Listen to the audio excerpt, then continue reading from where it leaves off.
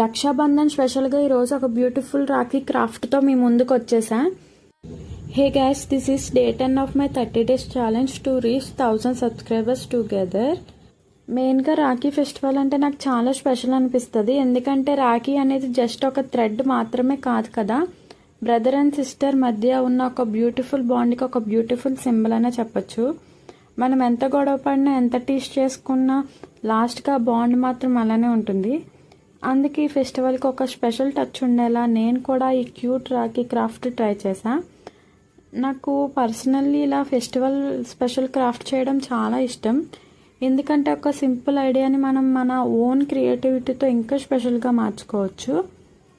ఈ రాఖీ క్రాఫ్ట్ ఎలా వచ్చిందో వీడియో లాస్ట్ వరకు చూడండి. చూసి మీకు ఫైనల్ రిజల్ట్ నచ్చితే కామెంట్స్లో తప్పకుండా చెప్పండి.